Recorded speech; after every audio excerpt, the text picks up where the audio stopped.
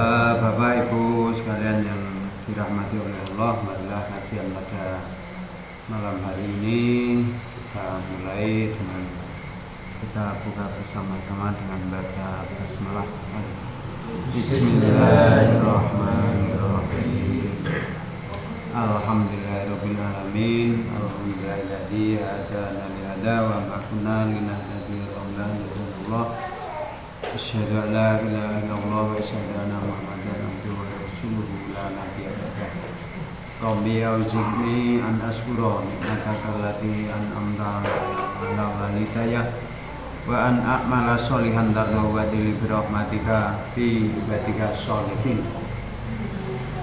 Terlebih dahulu marilah kita manjatkan rasa syukur kehadirat Allah yang Maha Kuasa, yang mana pada kesempatan malam hari ini kita masih diberikan banyak kenikmatan, terutama nikmat iman, sehingga dengan kenikmatan iman ini kita merasa terpanggil untuk istilahnya belajar ataupun membuka kitab sebagai petunjuk kehidupan kita, yakni Al-Quran dan Sunnah. Tak lupa sholawat dan salam senantiasa kita aturkan kepada Rasulullah SAW yang telah memberikan contoh ataupun suri teladan pada kita semua. Adalah kita berusaha mengikuti sunah-sunahnya, sehingga insya Allah nanti mendapatkan syafaat atau pertolongan di yaumil qiyamah. Bapak Ibu yang dirahmati oleh Allah, memang perlu kita syukuri. Kita dalam kondisi alhamdulillah aman, sementara saudara kita yang di Jawa Barat masih dalam kondisi berduka karena adanya gempa bumi. Sehingga ya, alhamdulillah saat ini kita dalam keadaan diberi kenikmatan aman. Namun sebenarnya memang di dunia ini sebenarnya tidak ada yang aman. Ya mungkin cuman istilahnya kayak seperti gantian aja. Kalau sekarang kita mungkin melihat saudara kita yang kena musibah, kita juga pernah dilihat orang lain, orang Sleman bagian utara lari kocar kacir mengungsi karena erupsi Gunung Merapi. Saat ini kita melihat saudara kita kena gempa. Pernah juga melihat saudara kita kena tsunami. Jadi memang sebenarnya di dunia itu tidak ada yang aman. Tidak ada yang aman. Untuk itu ya marilah kita menyadari memang sebetulnya ya kondisinya seperti itu. Tapi karena kita kadang terlalu menuruti nafsu, sehingga kadang kita itu malah justru merasa aman, terus akhirnya malah tidak menyadari dirinya sendiri bahwa kita itu kondisinya seperti itu, ditambah dengan kondisi yang lemah. Itu gimana dengan kita sering mengikuti kajian ini, mudah-mudahan ya kita semakin giat untuk belajar sehingga tahu petunjuk yang benar, dan insya Allah kita nantinya bisa melaksanakan sesuai dengan kemampuan kita masing-masing. Itu sebagai awal pembuka aja dalam kajian malam hari ini. Assalamualaikum warahmatullahi wabarakatuh. Alhamdulillahirrahmanirrahim. Puji syukur selalu kita aturkan kepada Allah SWT atas semua limpahan rahmatnya. Terutama kita diberi kesempatan oleh Allah untuk berusaha menjadi orang yang terbaik, yaitu dengan cara kita talabul ilmi. Dengan kita talabul ilmi, belajar ilmu, menuntut ilmu, maka kita menjadi manusia-manusia yang terbaik. Sebagaimana Rasulullah SAW pernah bersabda, al-alim wal muta'allim syarikani fil ajri. Orang yang alim, orang yang mengajarkan, serta orang yang muta'allim, orang yang belajar, itu bersyirkah di dalam pahala, punya andil pahala yang sama. Wala khaira fi sa'irin nas, dan tidak ada yang lebih baik dibanding dengan seluruh manusia. Manusia terbaik adalah manusia yang mau belajar. Sehingga kita alhamdulillah masih diberi taufik oleh Allah bisa istiqamah di dalam menuntut ilmu. Kita memang dianjurkan oleh agama, oleh Allah Rasul untuk selalu menuntut ilmu bagaimanapun keadaannya. Sesibuk apapun diri kita, mencari ilmu niku tetap wajib. Ulama-ulama zaman dahulu di dalam mencari ilmu butuh jarak yang sangat jauh. Imam Bukhari untuk mencari ilmu, untuk menyusun Sahih Bukhari, itu berkelana dari daerah asalnya, yaitu daerah Bukhara, di pecahan dari Uni Soviet, merantau di berbagai macam belahan dunia untuk mengumpulkan kitab Sahih Bukhari, untuk mencari rujukan-rujukan ilmu dari para gurunya. Kemudian ada juga ulama yang bernama Imam An-Nasai. Beliau pernah berguru dengan seseorang yang bernama Harith bin Miskin. Ada seorang ulama yang bernama Harith bin Miskin. Ini perjalanan ilmu beliau itu cukup unik, yaitu Harith bin Miskin, seorang gurunya, itu punya rasa kebencian kepada sang murid, yaitu Imam An-Nasai. Sehingga Imam Nasai itu dilarang untuk masuk ke majelisnya Harith bin Miskin itu. Gurune sengit kalih muridnya. Namun kondisi yang seperti itu tetap tidak mencegah kesemangatan Imam Nasai untuk berguru kepada Harith bin Miskin. Senajan gurune niku sengite ra-eram kalih muridé niki, tapi muridé niku tidak memperdulikan kebencian dari gurunya. Dia tetap belajar kepada gurunya yang sebenarnya membenci Imam Nasai tersebut.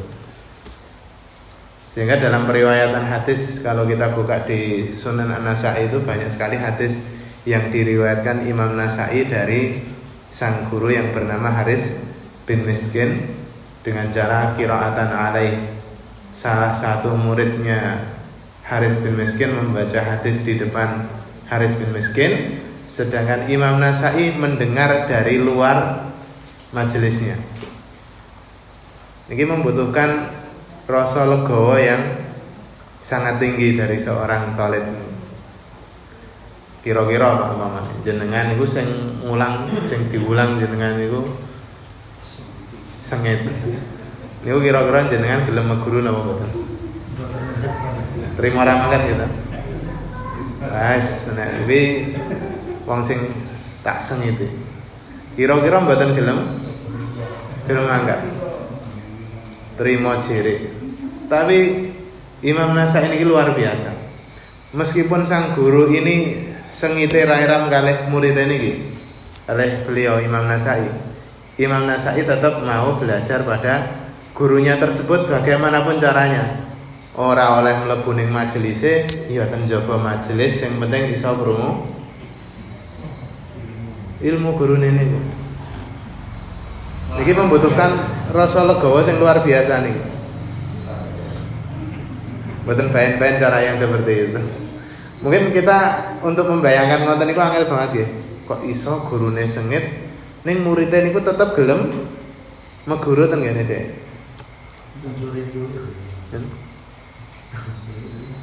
Ya mboten masalah. Kalau mencuri ilmu dengan cara seperti itu kan mboten masalah. Dia tidak boleh duduk di majelisnya, tapi dia di napa?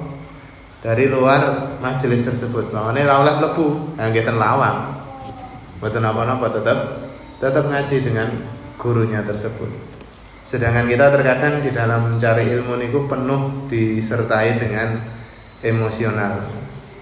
Pokoke nek sing kae gara-gara ra cocok terus wegah tenan. Pokoke anti tenan nek karo wong kae. Di dalam mencari ilmu masih disertai dengan nafsu. Alhamdulillah kondisi kita insya Allah tidak sampai seperti itu. Kita masih diberi kesempatan oleh Allah, diberi kesadaran oleh Allah untuk menuntut ilmu. Dan di dalam kita menuntut ilmu ini perlu istiqomah, perlu konsisten, sehingga di dalam kita menuntut ilmu itu betul-betul bisa merasuk di dalam jiwa kita. Ilmu niku menjadi ilmu yang manfaat. Ada ilmu itu menjadi dua. Ada ilmu yang hanya di lisan, ada ilmu yang bermanfaat. Ilmu yang di lisan niku ilmu yang hanya sebatas jadi wawasan. Ilmu yang bermanfaat adalah ilmu yang sampai merasuk di dalam jiwa kita. Karena ilmu itu sebenarnya adalah makanan rohani kita. Badan kita, diri kita itu terdiri dari roh dan jasad. Namun terkadang yang kita beri makan cuman jasadnya saja terkadang. Rohnya tidak pernah diberi makan. Makanan dari jasad nggih. Kados makanan biasa nih. Wong Jawa nggih mesti sego. Sedangkan roh makanannya adalah makanan samawi, yaitu bacaan-bacaan Al-Quran, sholat, majelis-majelis zikir, majelis-majelis ilmu. Ini menjadi makanan rohani kita. Terkadang untuk mencari ilmu kita belum begitu mempeng, belum begitu mempeng. Masih begitu ada sedikit godaan tidak berangkat. Mudah-mudahan kita diberi istiqomah oleh Allah untuk terus menuntut ilmu. Salam dan salam semoga selalu tercurahkan pada Nabi kita Nabi Muhammad SAW serta seluruh sahabat, para tabi'in, para tabi'in, para alim ulama dan juga seluruh umat muslim sampai akhir zaman. Untuk malam hari ini insyaallah kita masih membahas tentang rukun sholat. Kita review kembali, kita mengulas kembali masalah rukun sholat yang sudah kita pelajari beberapa pekan yang lalu. Kalau yang dulu kita ambil dari kitab Al-Wajiz. Kalau rangkuman ini kita ambil dari kitab yang lain, yaitu dari kitab Minhajul Muslim. Namun secara isi mirip, hampir sama antara yang dari Al-Wajiz maupun yang Minhajul Muslim. Hanya sedikit perbedaan antara Al-Wajiz dengan Minhajul Muslim. Kalau kita baca catatan ini insyaallah akan lebih mudah untuk mengingatnya ya. Kalau kita hanya ngrungok nggih. Niku biasanya durung sempat hafal selak lali. Hafale durung ning wis lali. Teringat dari waktu kajian di kemarin di Ngablak itu, yang isi Ustaz Haji Irianto. Itu salah satu penjelasannya yang masih saya ingat. Semakin banyak panca indera kita yang terlibat di dalam thalabul ilmi, mencari ilmu, maka semakin banyak ilmu yang kita tangkap. Kalau yang terlibat hanya telinga kita, hanya mata kita, mungkin hanya sekian persen. Tapi kalau tangan kita juga ikut terlibat, contohnya apa? Tangan kita terlibat mencatat, maka ilmu yang akan kita dapatkan itu insya Allah semakin banyak. Bismillahirrahmanirrahim. Tentang rukun-rukun sholat, kalau di kitab Minhajul Muslim itu ada 16 rukun. Baik Al-Wajiz maupun Minhajul Muslim tidak menyertakan niat di dalam rukun sholat. Kalau di kitab-kitab fikih mazhab Syafi'iyah ini biasanya niat itu masuk di rukun yang pertama. Kalau di mazhab Hambali niat bukan masuk di rukun sholat, tapi masuknya di syarat sahnya sholat. Bedanya apa niku? Rukun kalian syarat. Rukun itu terletak di dalam sholat, sedangkan syarat sahnya sholat itu berada di luar sholat.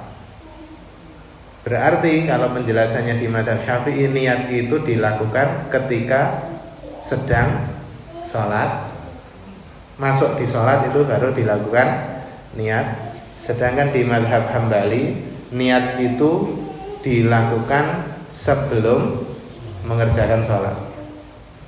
Bahkan penjelasan di mazhab Hambali, ketika seseorang itu sudah keluar dari rumahnya, sudah wudhu, mau berangkat ke masjid, itu sudah terhitung dia niat mau sholat. Rata-rata kalau wudhu dari rumah mau ke masjid ini kan tujuannya untuk sholat. Nah, ini hal-hal yang sifatnya perbedaan pendapat di kalangan para ulama itu hal yang biasa. Bukan perlu kaget. Ulama zaman rumiyin banyak perbedaannya. Apalagi ulama kontemporer saat ini banyak tambah. Perbedaan ini tambah banyak. Namun tidak semua khilafiyah itu dianggap. Tidak semua khilafiyah itu dianggap. Hanya khilafiyah yang jelas dasar dalilnya yang dianggap. Kalau ada khilafiyah tapi tidak ada dasar dalilnya, maka khilafiyah yang model seperti itu tidak bukan kanggu. Contohnya ada yang mengatakan jilbab wajib, ada yang mengatakan jilbab niku mboten wajib. Ini kan khilafiyah ulama zaman sekarang. Nah, yang mengatakan jilbab mboten wajib niku dasarnya namun ngagem logikanya sendiri. Hanya pakai logikanya sendiri. Sehingga khilafiyah yang model-model seperti itu mboten kanggo. Rukun yang pertama adalah berdiri bagi yang mampu.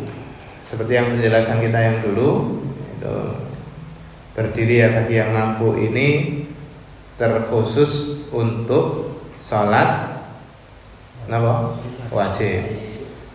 Untuk sholat sunnah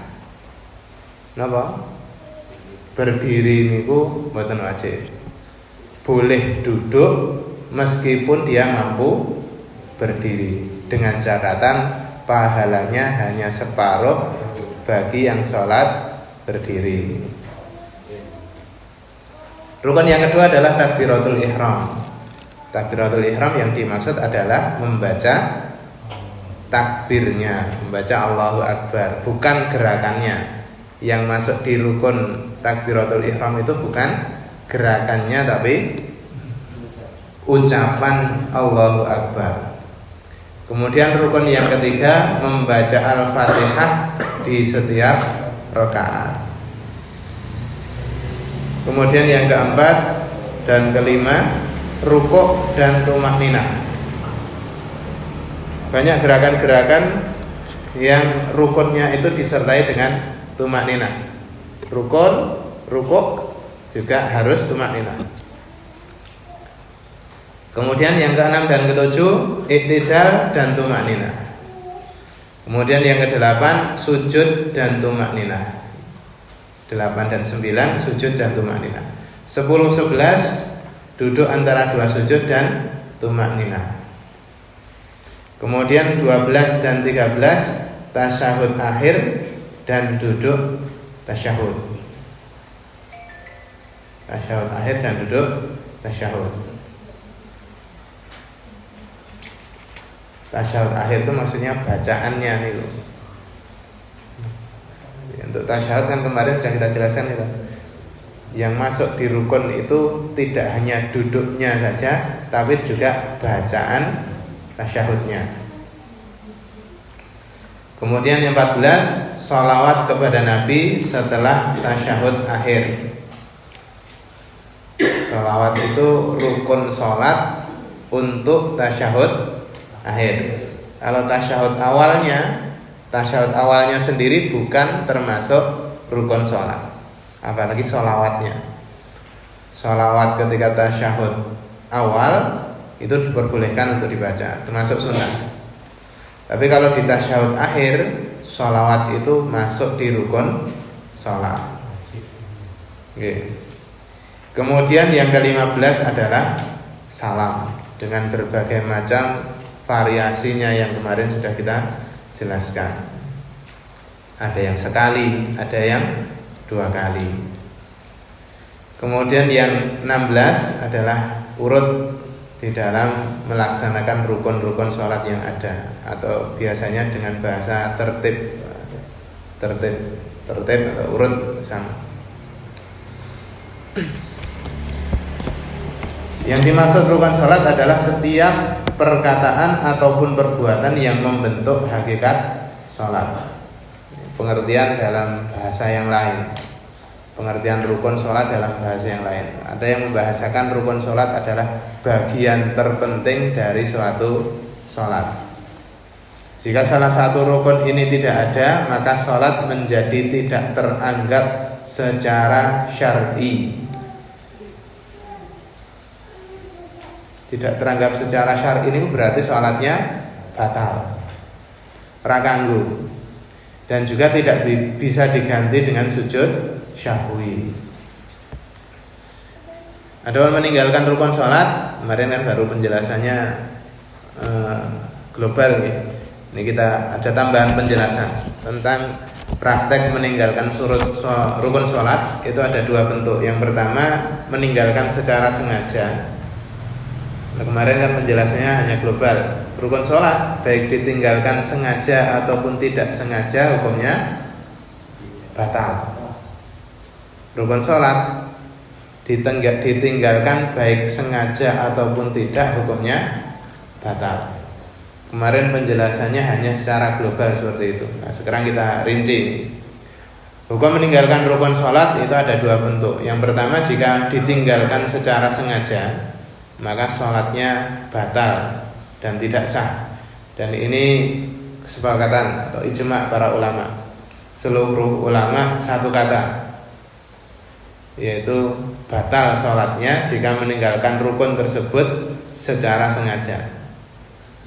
Yang kedua, bagaimana jika meninggalkan rukun sholat karena lupa atau tidak tahu? Maka para ulama merinci 3 kondisinya ini.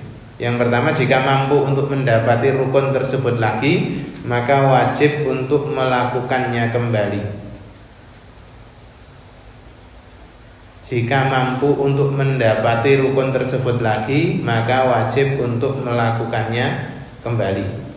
Dan hal ini juga ijma' para ulama. Contohnya lho, jenengan baru sujud sekali,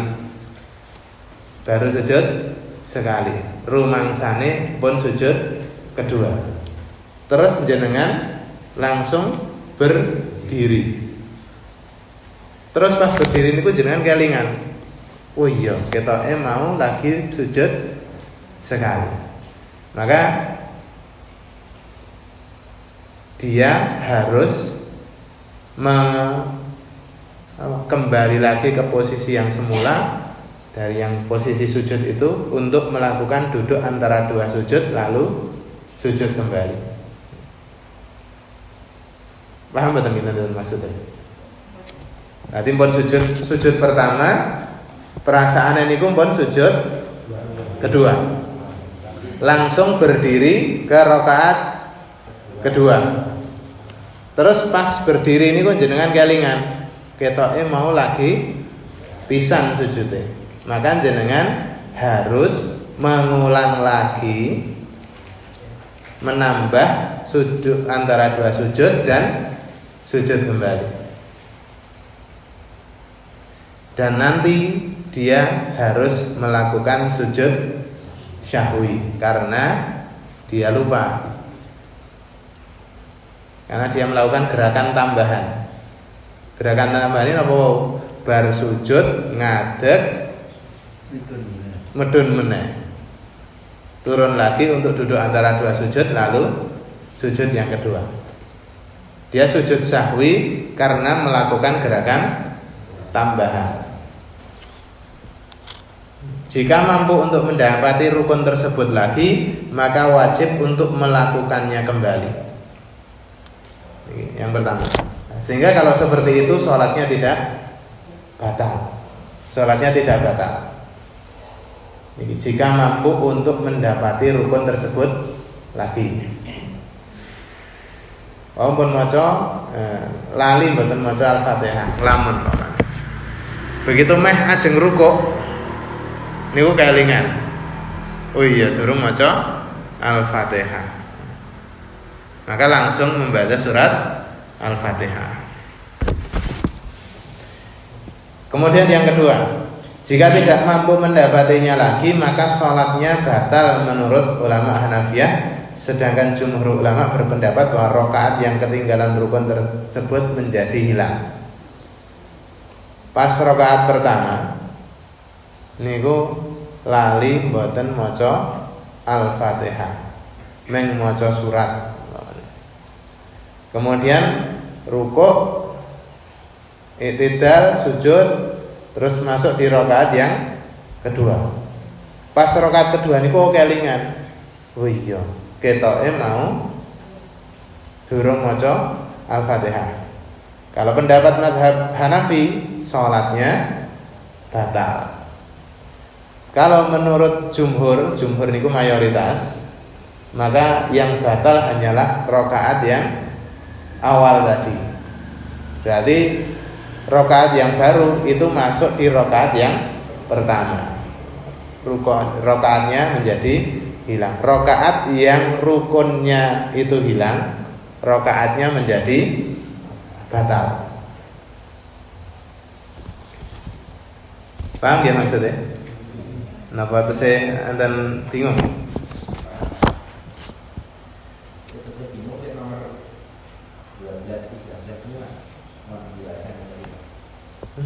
12-13.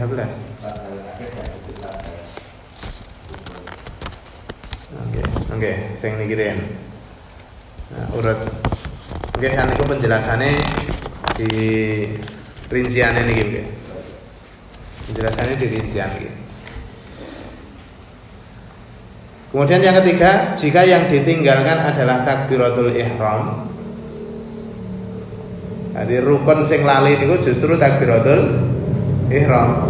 Telat masuk ini makmum masbuk. Umpamane makmum masbuk masuk ten shaf tanpa takbiratul ihram langsung melu sujud atau langsung melu ruku. Langsung takbir intikal Allahu Akbar ke arah ruku atau ke arah sujud. Maka ketika dia teringat, dia langsung takbiratul ihram lagi, dianggap yang tadi belum sholat. Jadi baleni meleh. Nggih, dari awal lagi. Jadi pamane lek kelingan pas rakaat terakhir sing bareng imam niku lagi kelingan. Melu sholat maghrib. Rakaat pertama dia sudah menjumpai pas posisi ruku. Dia langsung takbir intikal, takbir perpindahan menuju ruku. Allahu Akbar ruku. Lali mboten takbiratul ihram. Pas rakaat ketiga sing bareng imam niku lagi galingan. Oh iya, kita mau durung takbiratul ihram. Maka yang salatnya yang tadi mboten kanggo, tidak sah. Sehingga dia langsung mengulangi lagi Allahu Akbar, ikut rakaat yang terakhir bersama imam. Nah, yang pakai takbiratul ihram itu baru dianggap sah sholatnya. Ini juga jadi catatan utama bagi yang makmum masbuk nih.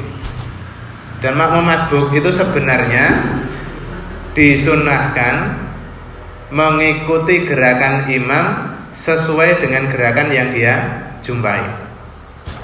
Kata Rasulullah, "Wa ma adraktum fasallu wa ma fatakum fa'atimu." Apapun posisi imam yang kamu jumpai, maka ikutilah. Imam posisi sujud, nggih ikut sujud. Imam posisi duduk antara dua sujud, langsung ikuti posisi tersebut. Imam posisi tasyahud, langsung ikut ke posisi tasyahud. Mboten kados biasane. Biasane napa? Ngenteni posisi berdiri.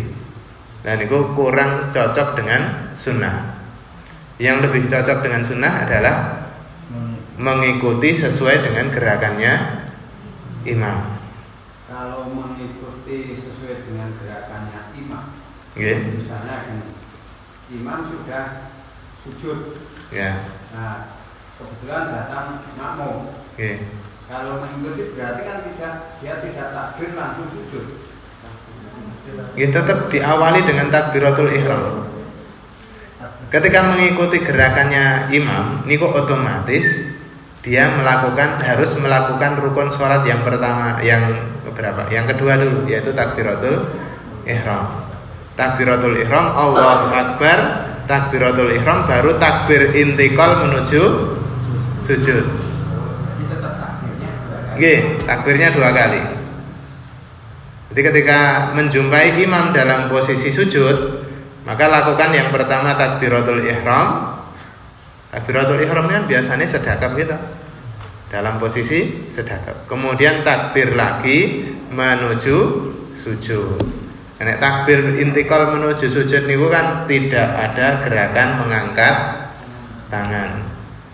Tidak ada gerakan mengangkat tangan terkait gerakan sujud, baik itu turun menuju sujud maupun meninggalkan sujud, bangun dari sujud. Kemarin sudah kita jelaskan tentang kaidah takbir berkaitan dengan sujud itu. Tidak ada takbir mengangkat tangan terkait dengan gerakan sujud. Di takbir yang mengangkat tangan itu namun pinter 4. 1 takbiratul ihram, 2 takbir menuju rukuk, 3 iktidal dari rukuk, iktidal bangun dari rukuk, yang terakhir bangun dari tasyahud awal. 4 takbir ini yang mengangkat tangan. Selain itu tidak ada mengangkat tangan. Sekarang kita masuk di penjelasan insya Allah singkat mohon. Yang pertama, berdiri bagi yang mampu. Dalilnya adalah di Sahih Bukhari. Rasulullah mengatakan, "Shalli qa'iman fa illam yastati' fa qa'idan fa illam yastati' fa 'ala jambin." Salatlah dengan berdiri, jika kamu tidak mampu, maka salatlah dengan duduk.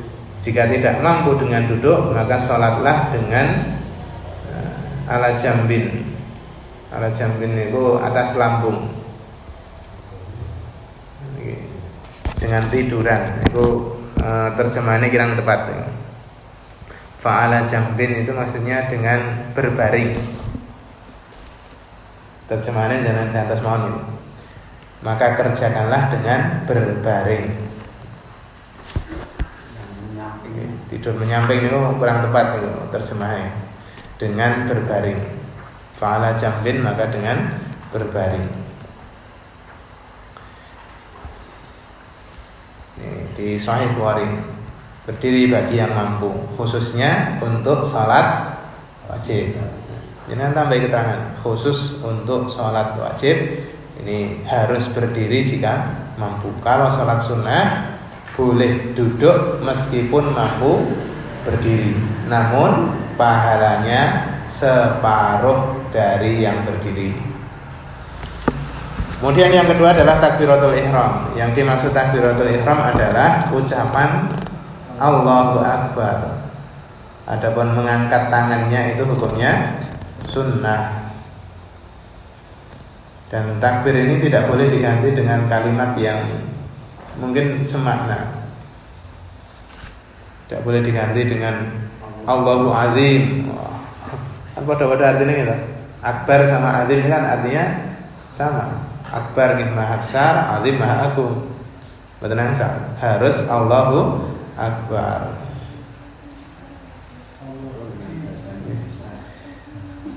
Takbiratul ihram menjadi rukun sholat dalilnya di Sunan Abu Dawud dan Sunan At-Tirmidzi serta Sunan Ibnu Majah. Rasulullah mengatakan miftahus shalah at-tuhur wa tahrimuhat takbir wa tahliluhat taslim. Pembuka sholat adalah taharah bersuci.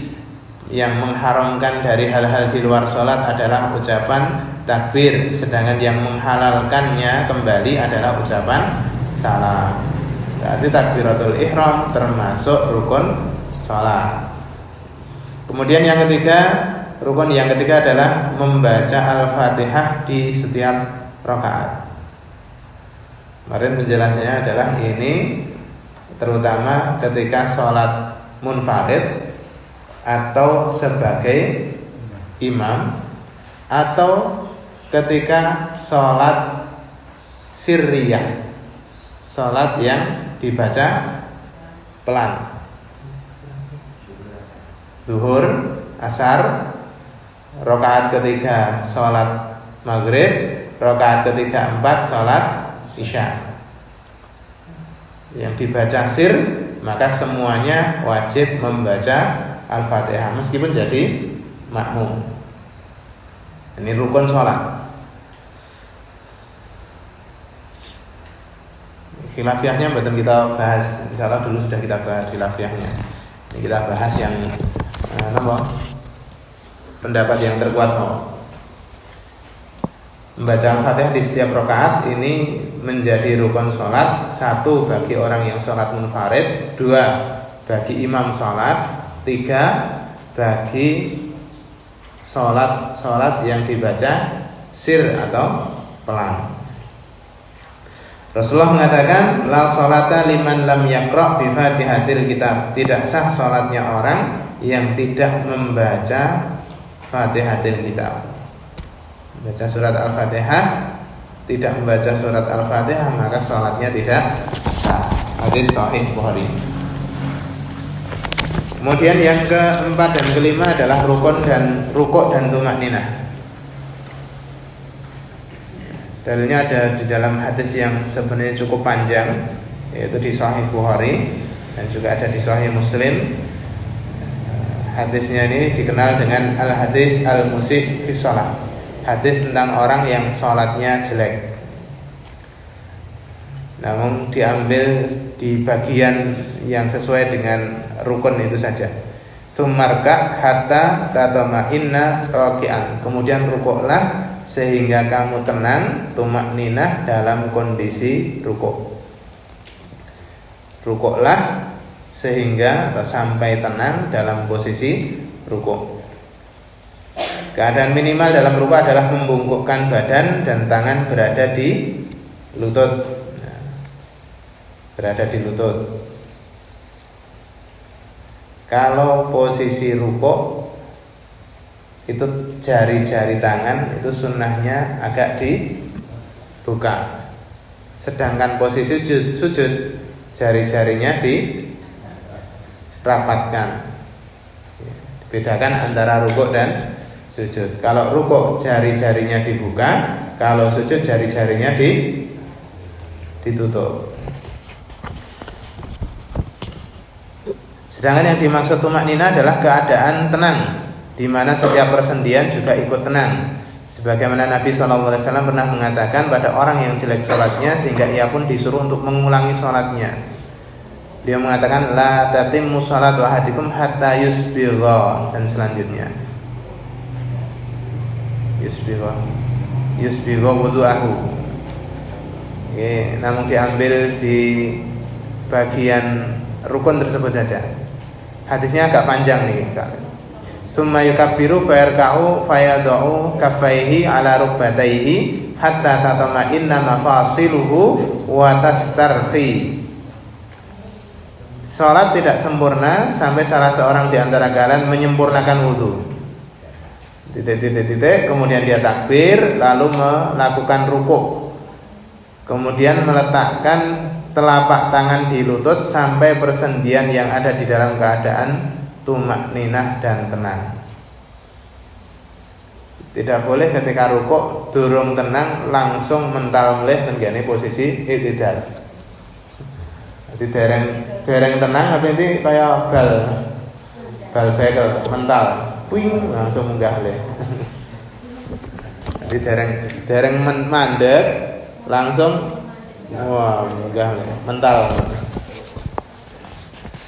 Ini kata Rasulullah, salat yang seperti itu sebagaimana ayam yang atau burung yang mematuk-matuk makanan, kayak manuk nudul-nudul ngoten niku.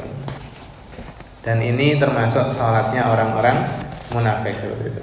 Jadi dereng posisi yang tenang langsung pindah ke gerakan yang lain. Itu berarti tidak tumaninah. Bahkan dulu pernah ada sahabat yang bernama Abdullah bin Mas'ud pernah menjumpai seseorang yang sholatnya niku sangat cepat, ekspres, sholatnya niku ekspres. Biasanya nek sing sholat ekspres niku lare-lare TPA.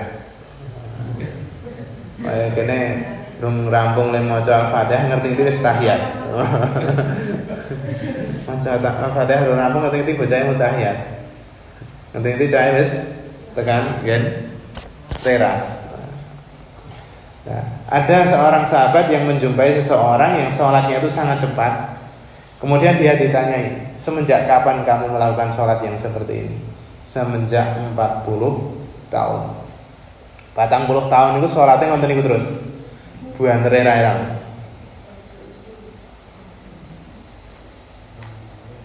Selikur rakaat hitung menit mamane. Wah, ini ekspres nih ya. Sehingga Abdullah bin Mas'ud langsung mengatakan pada orang tersebut, "Lau mutta ala hadza mutta ala ghairi fitrati Rasulillah sallallahu alaihi wasallam." Kalau kamu mati dalam posisi sholatmu seperti itu, kamu mati dalam kondisi selain menetapi agamanya Rasulullah sallallahu alaihi wasallam. Ini ancaman yang sangat tegas dan keras nih. Bendino kok sholatnya namun ngonten niku, mohon berarti keislamannya itu diragukan. Bukan berarti kita langsung mengkafirkan orang itu nih, beda konsepnya nih, beda konteksnya. Ini sifatnya adalah ancaman, peringatan yang tegas. Kemudian yang keenam dan ketujuh adalah i'tidal. Dan i'tidal setelah rukuk dan tumakninah. Rasulullah mengatakan, "Tsummarfa hatta ta'tadila qa'iman." Kemudian mengangkatlah, berdirilah dari rukuk sehingga kamu tegak dalam posisi berdiri. Ta'tadila qa'iman ini juga maksudnya tumakninah. Kalau terjemahannya niku ta'tadila qa'iman itu terjemahan aslinya adalah tegak berdiri. Mengangkatlah sehingga kamu tegak berdiri. Maksudnya tumakninah. I'tidal juga harus apa? Tumakninah. Yang dimaksud i'tidal itu juga gerakan plus bacaannya. Bacaannya juga hukumnya wajib. Yaitu bacaan tasmi' sami Allahu liman hamidah. Ini khususnya untuk imam atau orang yang sholat munfarid. Imam ataupun orang yang sholat munfarid itu juga wajib membaca bacaan tasmi' sami Allahu liman hamidah. Sedangkan makmum cukup membaca tahmidnya, pujiannya, Rabbana lakal hamdu, dengan variasi bacaan yang banyak sekali. Ada yang Rabbana lakal hamdu, ada yang ditambahi wa Rabbana walakal hamdu, Rabbana walakal hamd. Kemudian ada juga yang ditambahi dengan kalimat Allahumma Rabbana lakal hamd, atau Allahumma dan dua-duanya ditambahkan Allahumma Rabbana walakal hamd. Dan banyak variasi bacaan iktidal yang lain, bacaan tahmid yang lain. Ada yang panjang, Rabbana walakal hamdu mil'us samawati wa mil'ul ardi wa mil'u ma syi'ta min syai'in ba'du. Salah satunya nih, variasinya banyak sekali. Cukup lakukan satu, itu yang jenengan hafalkan, itu sudah cukup. Tapi kalau jenengan hafal banyak sekali variasinya dan semuanya jenengan lakukan secara bergantian. Umpamanya pas sholat maghrib pakai bacaan A, sholat isya pakai bacaan B, nanti sholat subuh pakai bacaan yang lain, nanti pas sholat sunnah dengan bacaan yang lain, maka itu lebih sempurna lagi. Itu namanya sunnah tatawu, sunnah tanawu, sunnah yang beragam. Sunnah yang beragam itu yang paling baik adalah semua sunnah tersebut dilakukan secara bergantian. Ada kalanya memakai bacaan A, ada kalanya memakai bacaan yang B, itu lebih sempurna, lebih baik. Kemudian yang ke-8 dan ke-9 adalah sujud dan tumakninah. Sujud dan tumakninah. Nabi SAW mengatakan, "Tsummasjud hatta tatama'inna sajidan." Kemudian sujudlah sehingga kamu tumakninah ketika sujud. Takhrij niku maksudnya sumber hadisnya sama seperti hadis yang tadi. Bukhari 793, Muslim 397. Walian ya. 793 sama 397. Maksudnya sama seperti hadis yang atas tadi. Hendaklah sujud dilakukan dengan 7 bagian anggota badan. Sujud itu 7 anggota badan itu harus nempel di lantai. Dan pengertian nempel itu kalau jumhur ulama pengertiannya tidak harus kulitnya itu nempel di lantai badan. Tidak harus 7 anggota badan itu nempel di lantai.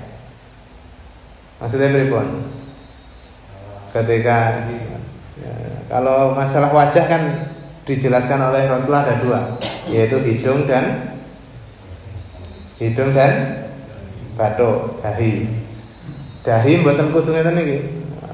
Ini memang di mazhab Syafi'i ada pengertian yang seperti itu. Bathuke kudune dibuka. Tapi kalau jumhur dahi tertutup mboten masalah.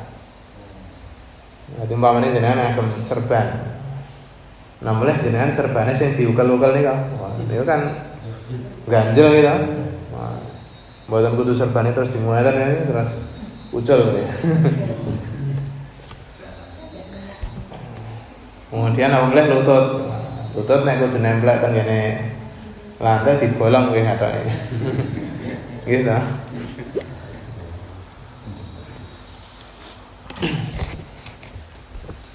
Tujuh anggota badan yang dimaksud adalah telapak tangan kanan kiri, lutut kanan kiri, ujung kaki kanan dan kiri. Kemudian yang ketujuh adalah wajah, yaitu termasuk dahi dan hidung. Rasulullah mengatakan, umirtu an asjuda ala sab'ati a'dhum. Aku diperintah untuk sujud atas 7 anggota badan.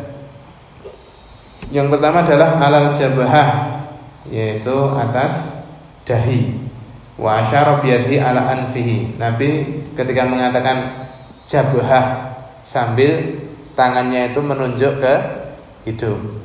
Bukan berarti Nabi niku selencong gitu.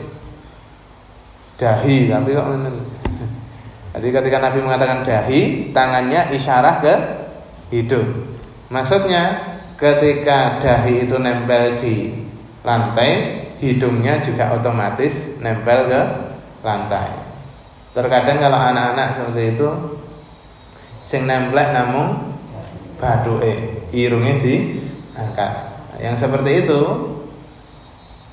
ada yang menjelaskan sholatnya batal. Maka yang lebih aman dahi dan hidung, dan lebih benar dua-duanya harus nempel ke lantai.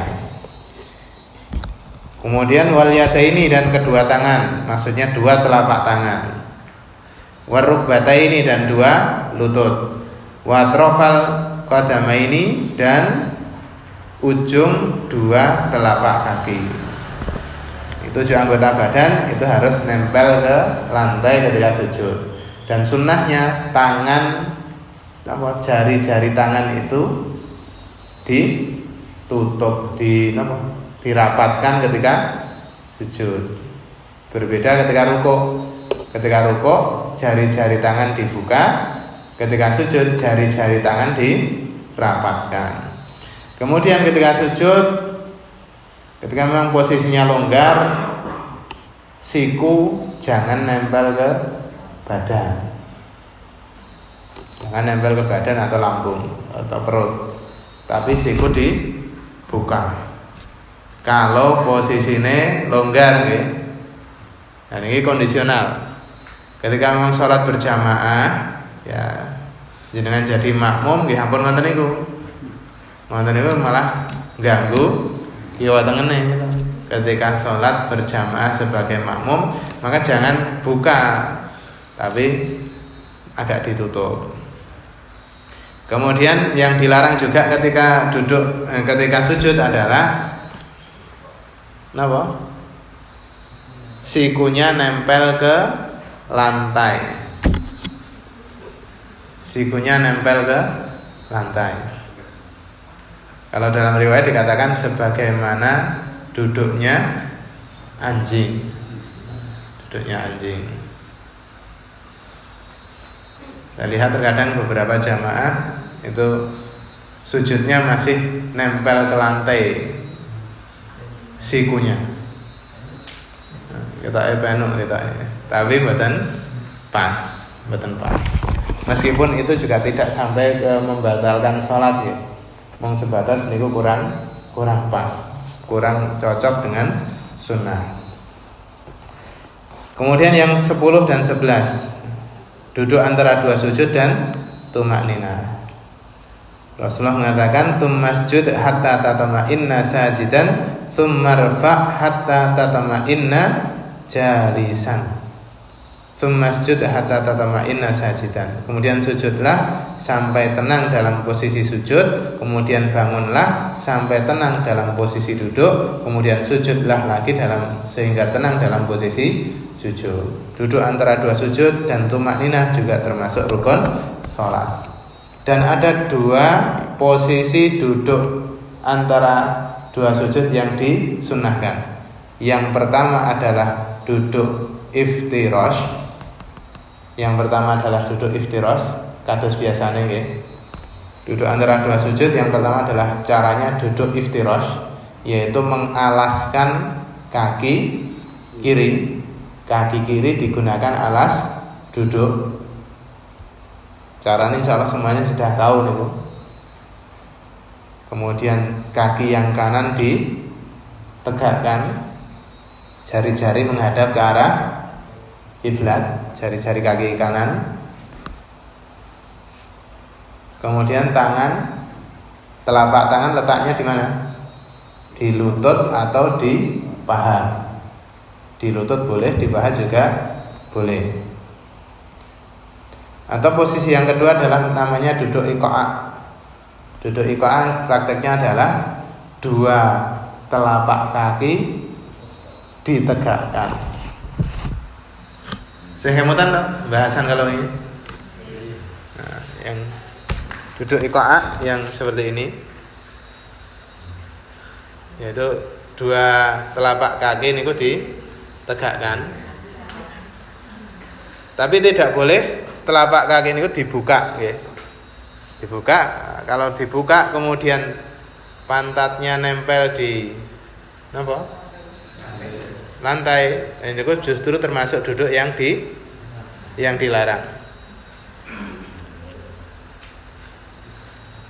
Nah, duduk ika yang diperbolehkan ketika duduk antara dua sujud adalah yang tadi dua kaki ini dikumpulkan, kemudian ditegakkan kedua-duanya. Duduk ika atau duduk iftirash, kados biasane. Kados biasane duduk iftirash. Kemudian yang ke-12 dan 13 adalah tasyahud akhir dan duduk tasyahud. Tasyahud akhir maksudnya bacaan tasyahudnya, duduk tasyahud artinya gerakan duduk tasyahudnya. Rasulullah mengatakan, "Fa idza qa'ada ahadukum fis shalah falyakul at-tahiyatu lillah wassalawatu wathayyibat," dan selanjutnya. Di Sahih Bukhari dan Sahih Muslim diriwayatkan dari sahabat Abdullah bin Mas'ud, ketika kalian duduk tasyahud dalam salat, maka katakanlah at-tahiyatu lillah. Dalam dalil ini berarti dijelaskan baik duduknya maupun bacaannya. Adapun bacaannya, at-tahiyatu lillah wassalawatu wathayyibat, assalamu alayka ayyuhan nabiy wa rahmatullahi wa barakatuh, assalamu alayna wa ala ibadillahi salihin, asyhadu an la ilaha illallah wa asyhadu anna muhammadan abduhu wa rasuluh, atau bisa juga wa asyhadu anna muhammadar rasuluh.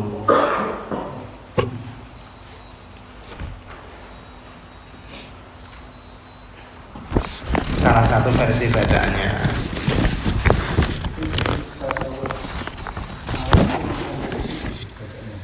Kalau tasyahud awal bacaannya cukup sampai niku mawon, tidak pakai sholawat. Kalaupun mau pakai sholawat, maka sholawat yang pendek. Kalau tasyahud awal. Ingkang bingung bab napa, Pak? Untuk yang 12 dan 13.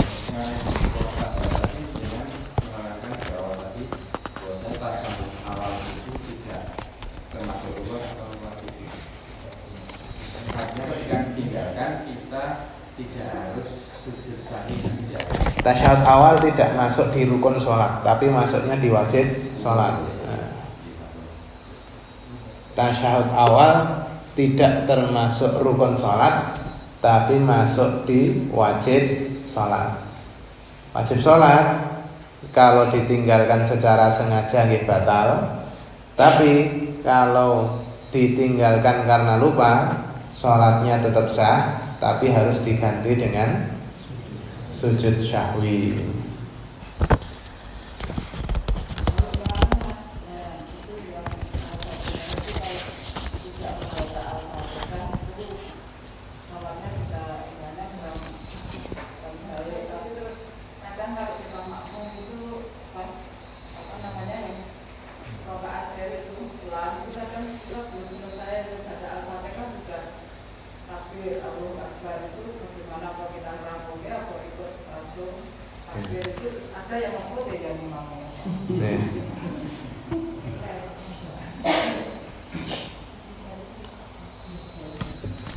Ketika posisi sholat yang sir, ya, ketika sholat yang sir itu diusahakan tetap membaca Al-Fatihah.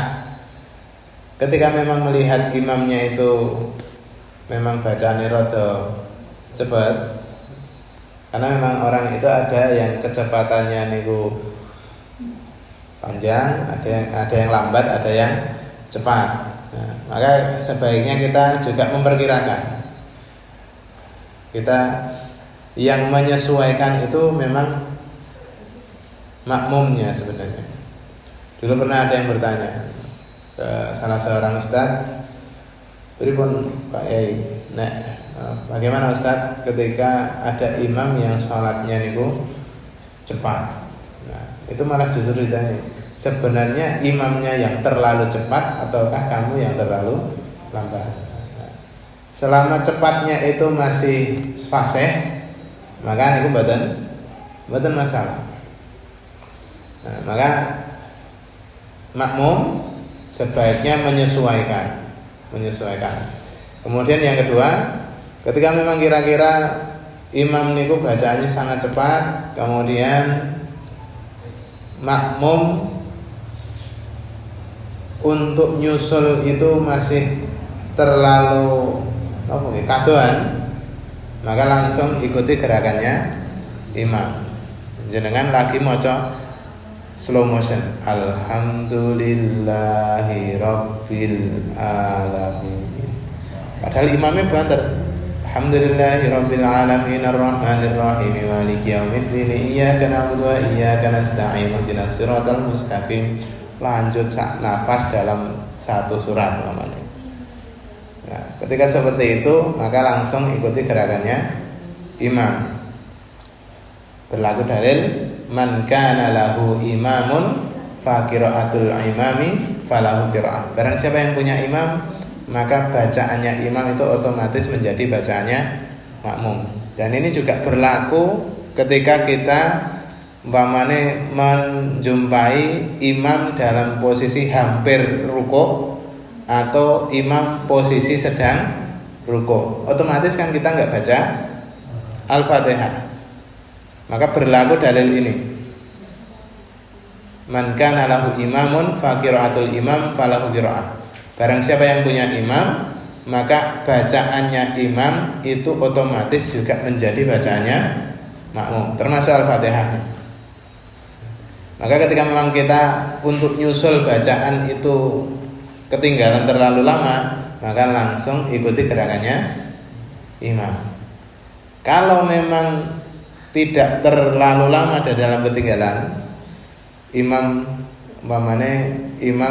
rukuk, kemudian bacaan kita sudah ayat hampir terakhir, maka selesaikan bacaan Al-Fatihah itu. Imamnya pun Allahu Akbar, jangan kurang ghairil maghdubi alaihim waladdallin, kurang 1,5 ayat niku, maka selesaikan bacaan tersebut. Kalau di mazhab Syafi'i itu bahkan ada penjelasan yang mungkin bagi kita agak aneh. Di mazhab Syafi'i itu ada satu penjelasan, boleh makmum itu menyelesaikan bacaannya meskipun tertinggal sampai 2 rukun. Tertinggal sampai 2 rukun. Itu kalau penjelasan di mazhab Syafi'i. Jenengan ngrambongke Al-Fatihah sampai imame niku napa? Posisi i'tidal. Nah niku kalau di mazhab Syafi'i mboten masalah.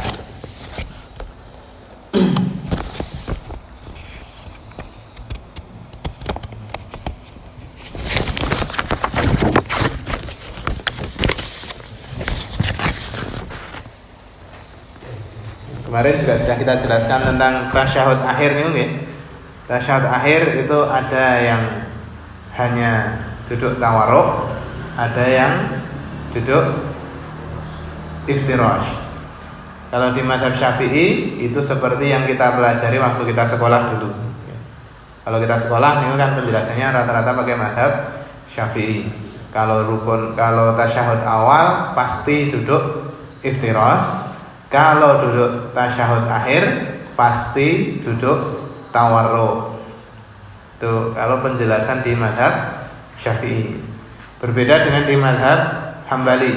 Kalau di mazhab Hambali itu kalau tasyahud awal itu pasti iftirash. Kalau tasyahud akhir bisa iftirash, bisa tawarruk.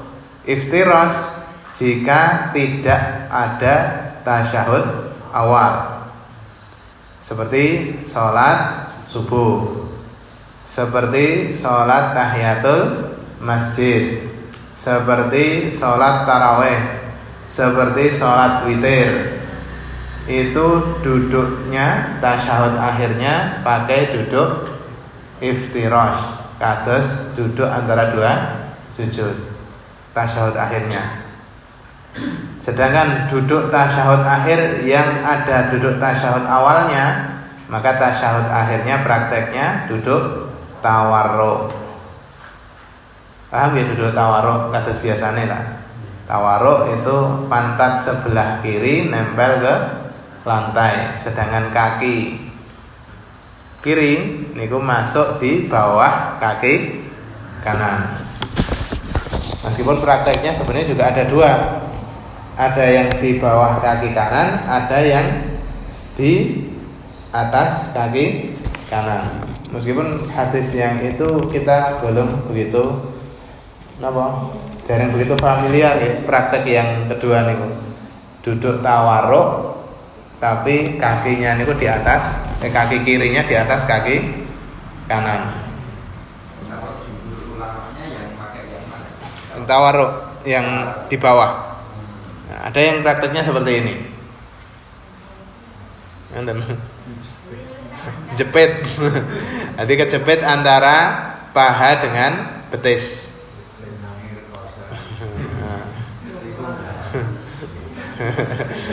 Kaget iso jemplang.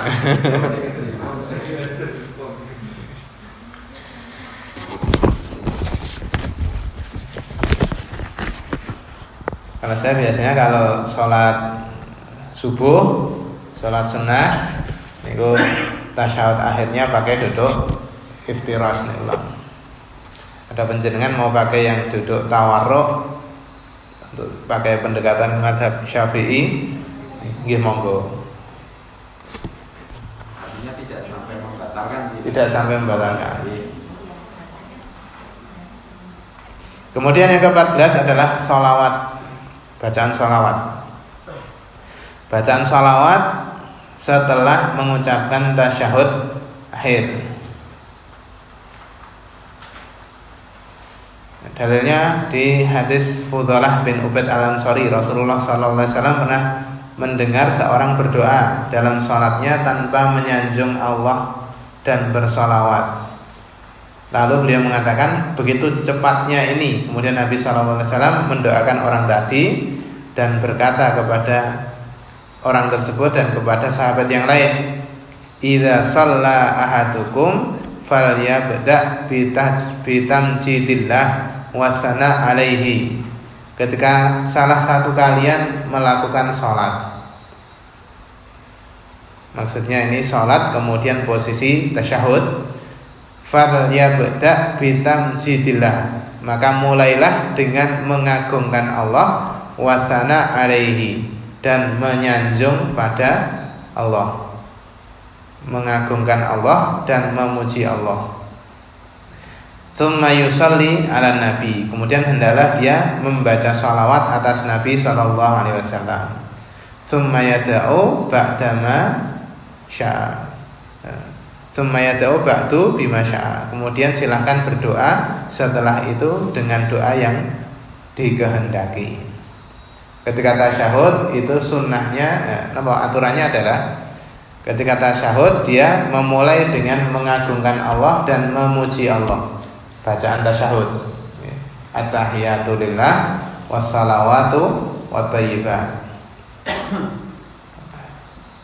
Kemudian setelah selesai membaca tasyahud, dia hendaknya membaca sholawat. Nah, setelah bacaan sholawat, dia boleh berdoa dengan doa apapun yang dikehendaki.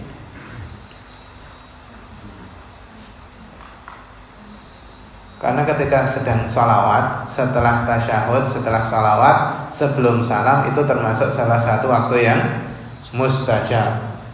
Disunnahkan setelah tasyahud, sebelum salam, membaca doa. Adapun sholawat yang paling baik, sholawat yang paling baik ini diistilahkan oleh para ulama dengan istilah sholawat Jibril. Sholawat Jibril. Sholawat Ibrahimiyah. Sholawat Jibril, sholawat apa nih? Kalau dadi kelingan kanca kula, sholawat Jibril jane. Sholawat Ibrahimiyah. Sholawat terbaik adalah sholawat Ibrahimiyah. Sholawat yang diajarkan oleh Rasulullah sallallahu alaihi wasallam, yang menisbatkan sholawat itu kepada Nabi Ibrahim. Allahumma salli ala Muhammad wa ala ali Muhammad kama sallaita ala Ibrahim wa ala ali Ibrahim innaka Hamidum Majid. Allahumma barik ala Muhammad wa ala ali Muhammad kama barakta ala Ibrahim wa ala ali Ibrahim innaka Hamidum Majid. Enten sing kurang niku. Kama barakta ala Ibrahim wa ala ali Ibrahim. Sahih Bukhari dan Sahih Muslim. Ini salat yang paling sahih. Salat yang paling sahih seperti itu. Tidak ada salawat yang lebih agung daripada salawat ini. Karena salawat yang model seperti ini yang mengajarkan adalah Rasulullah Sallallahu Alaihi Wasallam. Adapun salawat yang made in orang-orang sekarang, wallahu alam, itu riwayatnya sekian pundi ini. Riwayatnya kadang dari mimpi, kadang dari ilham simbah-simbahnya. Terkadang orang-orang yang membuat salawat seperti itu mereka berlebihan dalam urusan sanad, tapi justru membuat amalan-amalan yang tidak ada sanadnya yang langsung dari Rasulullah Sallallahu Alaihi Wasallam. Maka yang paling aman bagi kita adalah membaca salawat yang diajarkan oleh Rasulullah yang tertulis di kitab-kitab yang muktabar, di dalam kitab-kitab yang diakui oleh seluruh ulama, yaitu di Sahih Bukhari, Sahih Muslim, niku kitab yang paling sahih di antara seluruh kitab hadis. Kemudian yang ke-15 adalah bacaan salam. Dalilnya adalah yang seperti takbiratul ihram tadi. Yang termasuk rukun di sini adalah salam yang pertama. Dan ini pendapat ulama Syafi'iyah, Malikiyah dan mayoritas ulama. Mayoritas ulama yang mengatakan salam itu termasuk rukun salat, yang dimaksud adalah salam yang pertama. Sedangkan salam yang kedua itu hukumnya sunnah. Ada berbagai macam model salam. Yang pertama adalah Assalamualaikum warahmatullahi wabarakatuh. Ketika menoleh ke kanan dan ke kiri, kanan kiri sama. Assalamualaikum warahmatullahi wabarakatuh. Ke kiri juga Assalamualaikum warahmatullahi wabarakatuh. Meskipun hadis yang seperti ini, yang tentang praktek yang pertama ini hadisnya agak lemah. Kemudian salam yang kedua dengan model Assalamualaikum warahmatullahi, baik ke arah kanan dan ke kiri. Kemudian yang ketiga adalah ke kanan Assalamualaikum warahmatullahi wabarakatuh lengkap, yang ke kiri dikurangi Assalamualaikum warahmatullahi. Yang kelima adalah Assalamualaikum warahmatullahi, yang ke kiri Assalamualaikum. Kemudian yang model yang kelima adalah salam sekali ke arah kanan dengan ucapan Assalamualaikum. Dan di beberapa riwayat dikatakan yang salam yang model kelima niki juga bisa salamnya tidak menoleh ke arah kanan, tetap menghadap ke arah depan. Boleh menghadap ke arah kanan, boleh juga menghadap ke arah depan. Berarti namun Assalamualaikum, mboten sah dijawab Waalaikumsalam.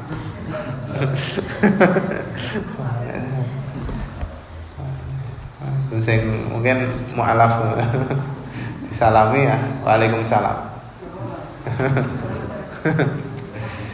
Karena memang terkadang kalau melihat mu'alaf itu terkadang ada yang agak aneh, dan seperti itu perlu dimaklumi.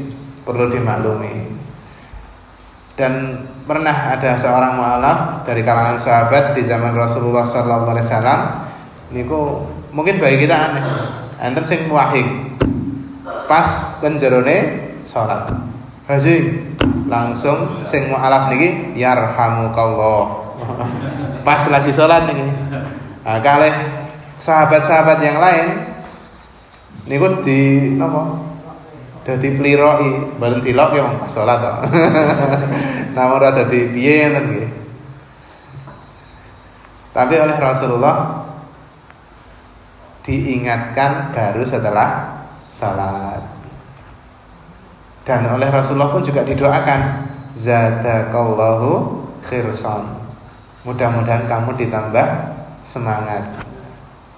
Jadi wong sing kleru ngoten niku terkadang karena dia semangat. Kleru niku krana kesemangatan. Nah, orang yang semangatnya tinggi ketika kleru ngoten niku ampun ngantos dibuat putus asa, dikapok-kapokke. Nek sing wonten niku dikapok-kapokke nggih sesuk kapok tenan. Cukup didoakan muga-muga sesuk tambah semangat. Sing kleru mboten sadi baleni mawon. Kemudian rukun yang ke-16 adalah urut di dalam melakukan rukun-rukun sholat tersebut. Alasannya adalah dalam hadis yang dijelaskan di Sahih Bukhari dan Sahih Muslim tadi, yang hadisnya sebenarnya agak panjang. Itu janjinya kalau kita ngaji nanti di sifat sholat Nabi. Ngaji di sifat sholat Nabi. Oke. Kapan-kapan kita kajikan di yang sifat sholat Nabi yang ringkasnya nih. Itu digunakan kata summa di dalam setiap rukun. Setelah sujud Nabi mengatakan summarfa hatta tatama'inna jalisan. Summa. Kemudian nah, kemudian itu kata summa itu maknanya adalah urutan. Insyaallah demikian yang bisa kami sampaikan. Mudah-mudahan menjadikan manfaat untuk kita semuanya. Banyak kesalahan, kurang maaf yang sebesar-besarnya. Assalamualaikum warahmatullahi wabarakatuh.